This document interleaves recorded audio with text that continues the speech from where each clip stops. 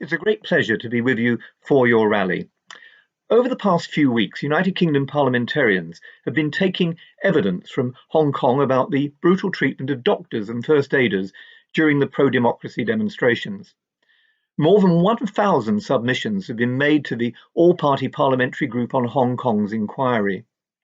As one of the witnesses told us, a brave young doctor, under the new Chinese Communist Party's national security law, by giving information about the state's violation of human rights, witnesses like him could face arrest, imprisonment, and potentially be accused of a capital offence. That young doctor told us even this discussion would be illegal. Someone could crash through that door and I would be gone forever. As mainland China has acted to crush free speech and to end reform, we've seen the deadly consequences, the engendering of fear, intimidation, coercion, and the state's attempts to silence criticism or free debate. It was the Nobel laureate Liu Xiaobo, China's Solzhenitsyn, who once said that freedom of expression is the foundation of human rights, the source of humanity, and the mother of truth. He said to strangle freedom of speech is to trample on human rights, stifle humanity, and suppress truth. And now that is precisely what the CCP is trying to do in Hong Kong. Chris Patten has rightly described the new law as an outrageous attack on human rights. The safe space of civil society has been shrinking, disappearing under a cannonade of water cannon, tear gas, rubber bullets, live ammunition, beatings, torture, and abuse of power. It disappears as members of the press corps and media are arrested, deported, lined up, and systematically humiliated. It disappears when doctors and nurses are prevented from doing their duty, when they're handcuffed and frog-marched, intimidated in their clinics and in their hospitals. And its long-term consequences are profound too, as even school children are arrested. Thousands of imprisoned young people risk becoming a lost generation, and a once harmonious, vibrant society is radicalized and disfigured by trauma and brutality.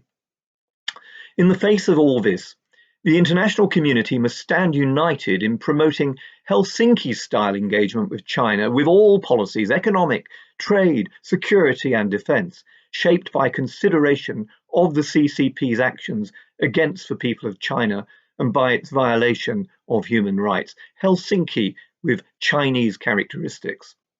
This should include the appointment of a United Nations Special Rapporteur to monitor violations of human rights, the breach of two systems, one country, and the corruption of the rule of law in Hong Kong. And the international community, this community of democratic nations, must stand united with Hong Kong. It can't be a case of business as usual. Now, a sign that the community has at last heard the voices of beleaguered people in Hong Kong was perhaps seen through the joint statement issued by the United Kingdom, the United States, Australia, and Canada. It said that the new Chinese legislation would, and I quote, dramatically erode Hong Kong's autonomy.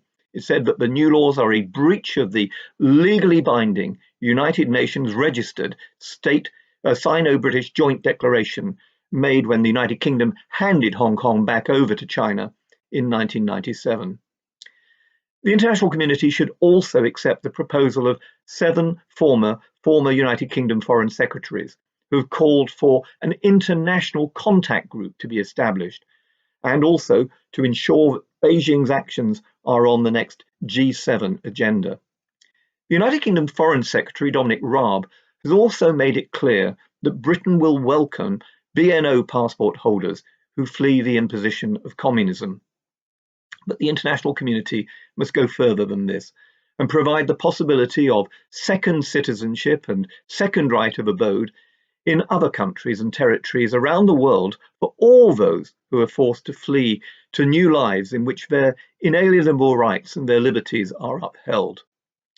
Commonwealth nations in particular should rally around the United Kingdom's lifeboat policy for BNO passport holders, offering pathways to second citizenship to all of Hong Kong citizens who desire it, especially those ineligible for BNO status and who bravely championed the rule of law, human rights, and democracy.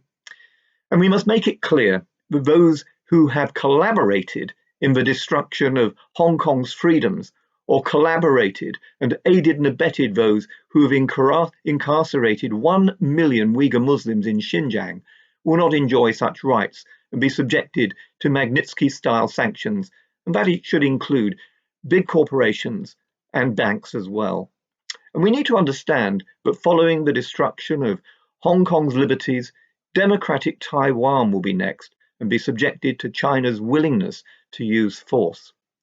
Before handing over yet more of our assets and strategic infrastructure to the Chinese Communist Party, democracies need to understand that the hour is late, and that without a united and determined response now, we too will forfeit our freedoms to a deadly, lethal ideology.